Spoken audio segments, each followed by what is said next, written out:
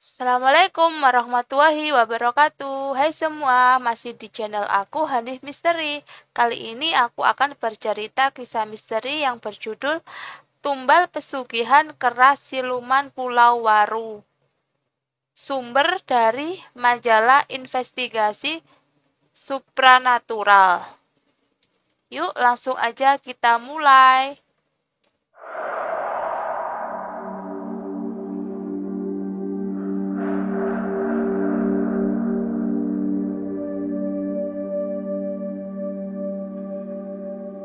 Sejak kecil, bakat Nur Cahyo di bidang keagamaan memang sudah menonjol. Prestasinya dalam mengaji sangat bagus.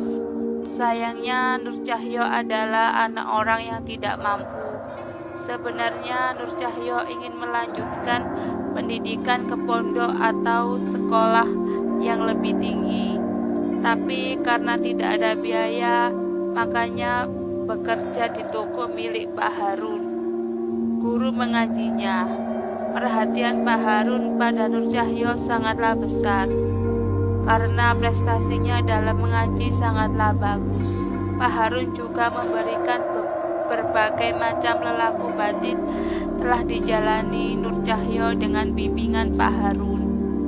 Nur Cahyo berhasil menguasai ilmu kanuragan seperti asmak kurung, asmak wali songo, serta beberapa amalan. 1 tahun sudah Nur Cahyo bekerja di toko milik Pak Harun. Uang hasil kerja di toko milik Pak Harun sudah ia kumpulkan. Sebagian ia simpan untuk bekal merantau.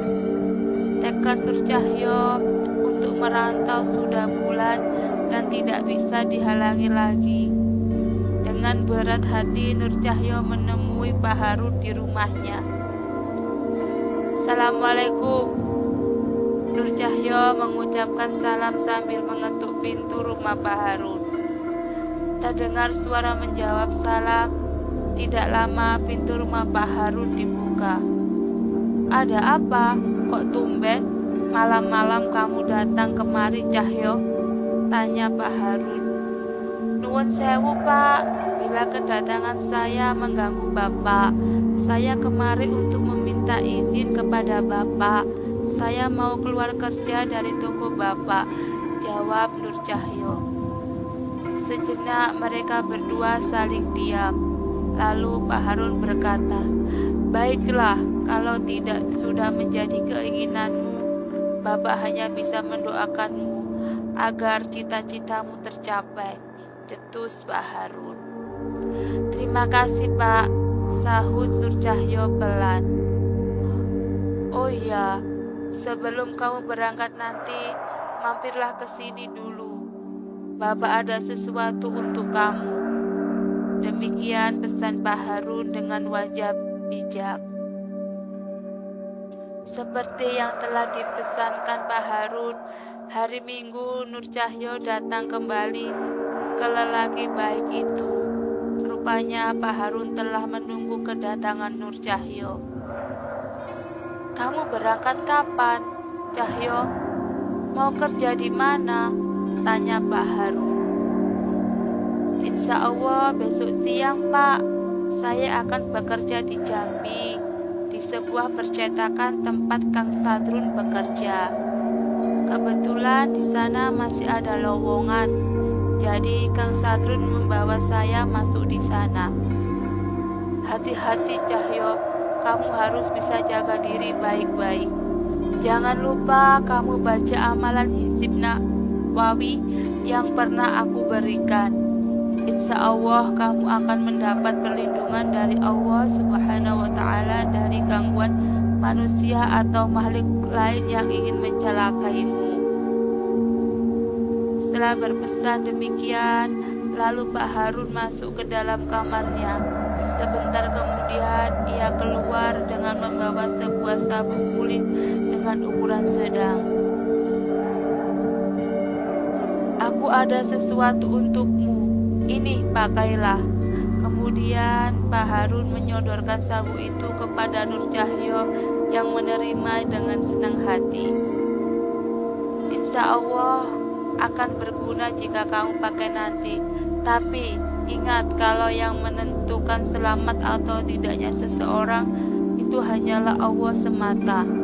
Sabuk ini hanya sebagai sarana untuk meminta keselamatan dari Allah.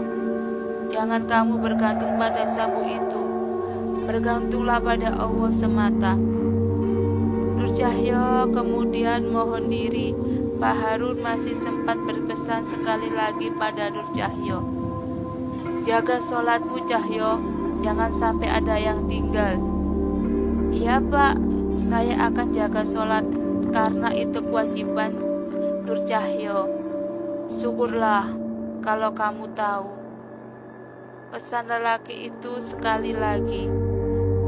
Esoknya Nur Cahyo berangkat ke Jambi bersama Kang Sadrun.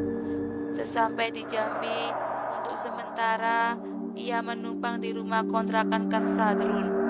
Nur Cahyo mulai bekerja. Ia ditempatkan di bagian kantor, dan kadang ia disuruh majikannya atau bosnya untuk mengantar surat-surat ke relasi bosnya. Karena keuletan, kejujuran, dan keluguannya dalam melakukan tugas, lalu pada suatu hari menjelang jam kerja berakhir, Nur Cahyo dipanggil menghadap Pak Galib, bosnya. Duduklah di sini. Cahyo, kamu sudah berapa lama kerja di sini? Tanya sang bos. Sudah 2 bulan Pak, jawab Nur Cahyo. Kemudian Pak Galib bertanya lagi. Kamu sekarang tinggal di mana? Saya masih numpang di rumah kontrakan Kang Sadrun Pak, jawab Nur Cahyo lagi. Begini saja Cahyo, bagaimana kalau kamu tinggal di rumahku saja? Berangkat kerja kamu bisa sama-sama Joni dan Agus naik mobil perusahaan. Soal makan malam dan sarapanmu biar disediakan Mak Karti. Demikian Pak Galib membujuk Nur Cahyo. Memang menurut penuturan Sadrun, rumah dan perusahaan Pak Galib lumayan banyak. Pak Galib memiliki 3 perusahaan percetakan terbesar di Jambi, dan usahanya yang paling besar adalah tambang udang. 2 perusahaannya yang ada di Ketapang Litri pegang Bu Mega, istri pertama Pak Galib. Istri Pak Galib ada 3. Yang pertama adalah Bu Mega, yang kedua Bu Licin, seorang wanita keturunan Tionghoa, dan ketiga Kinanti, seorang mahasiswi di sebuah BTS di Jambi. Sayang sekali Kinanti meninggal 3 bulan sebelum Nur Cahyo bekerja pada Pak Galib. Kinanti meninggal mendadak dengan cara yang sangat mengenaskan di rumah Pak Galib yang ada di kawasan Meranti Ilir. Bahkan tahun lalu dalam jangka waktu setengah tahun, 2 orang anak Bu Licin meninggal mendadak di rumah yang sama. Kematian Kinanti, Rangga, dan Januar sangat mencurigakan, karena ketika menjelang ajal, ketiganya seperti dicekik. Sejak peristiwa itu, Bu Licin meminta pindah dari rumah itu kepada Pak Galib. Lalu Pak Galib menyuruh beberapa karyawannya untuk tinggal di rumah tersebut. Tapi dari beberapa karyawan Pak Galib yang pernah tinggal di sana, yang masih betah hanya Joni dan Agus. Dan kini rumah itu hanya dijaga dan dirawat oleh Mak Karti.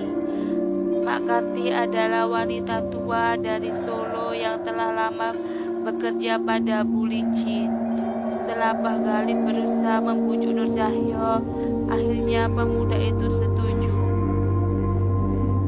Baiklah, Cahyo, kalau kamu memang setuju, biar Joni yang akan jemput kamu di rumah Sadrun. Demikian kata Pak Galib dengan ramah. Malam itu, sehabis maghrib, Joni datang menjemput Nur Cahyo. Mereka berdua dan Sadrun diantar Joni ke Meranti Ilir. Rupanya malam itu Sadrun ingin mengantar sepupunya pindah ke rumah Pak Galib.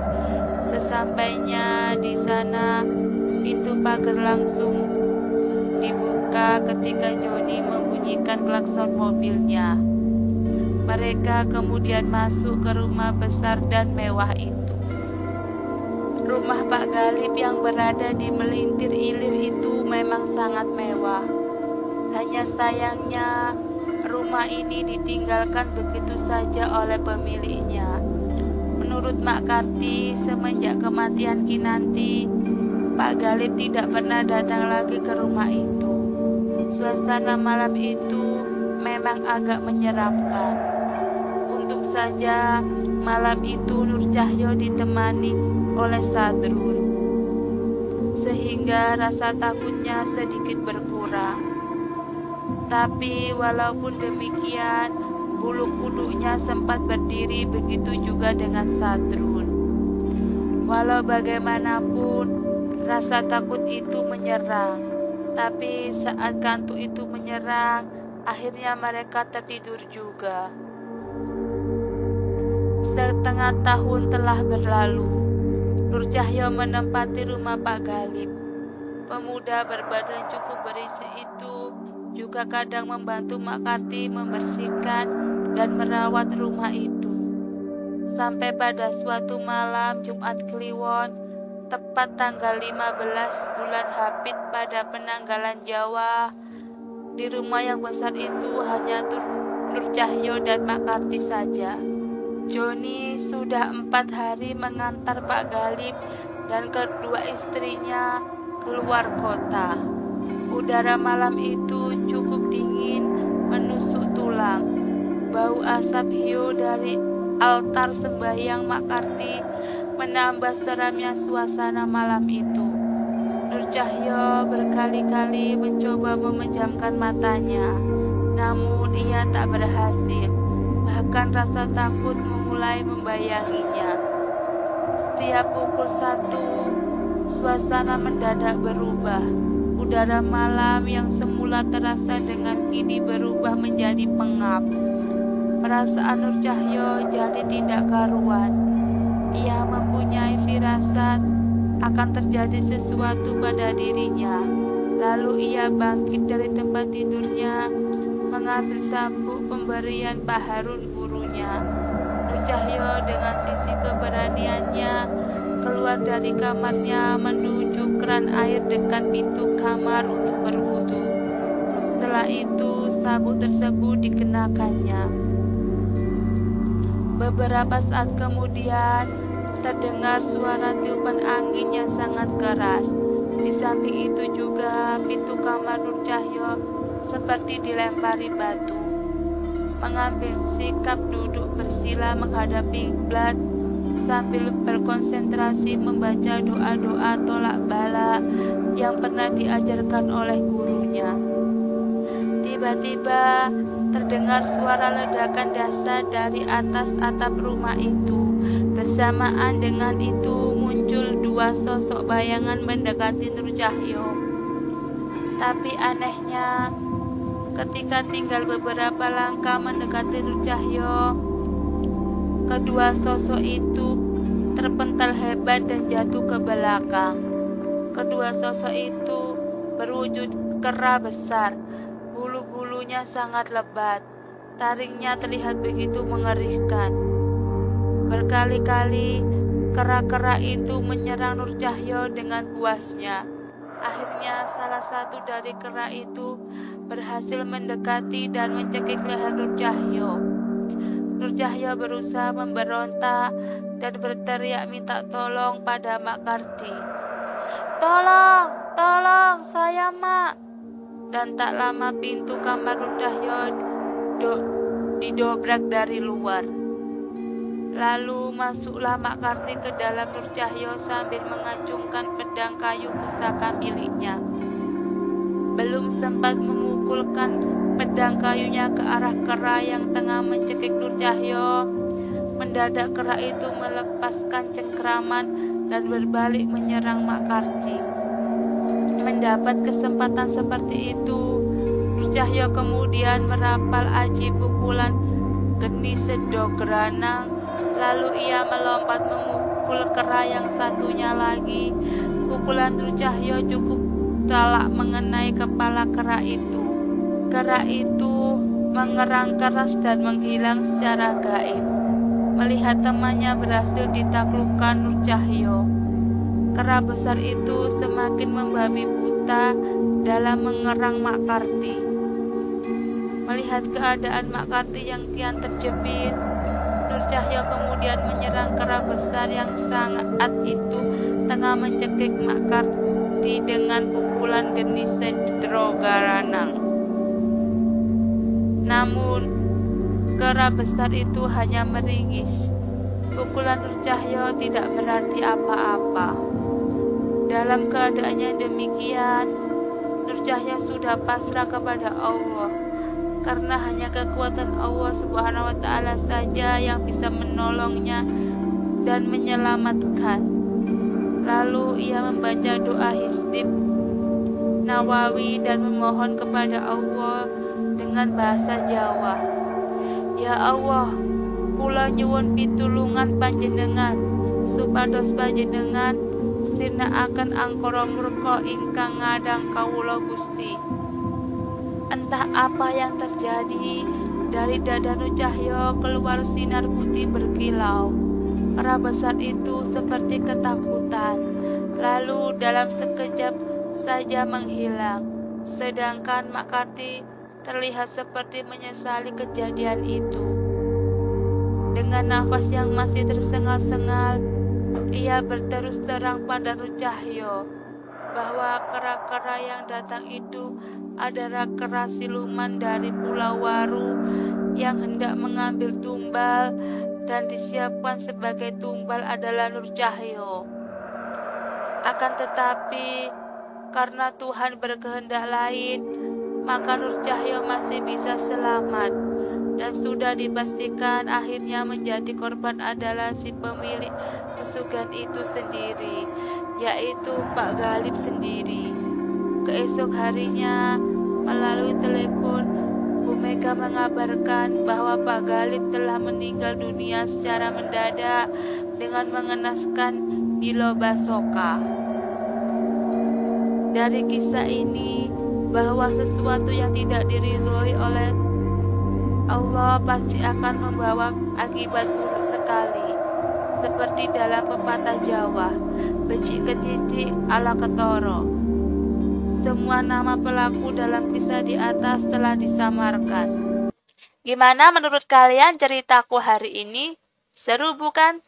Jika kalian punya cerita atau kisah misteri, bisa kirim di email deskripsi di bawah ini. Terima kasih.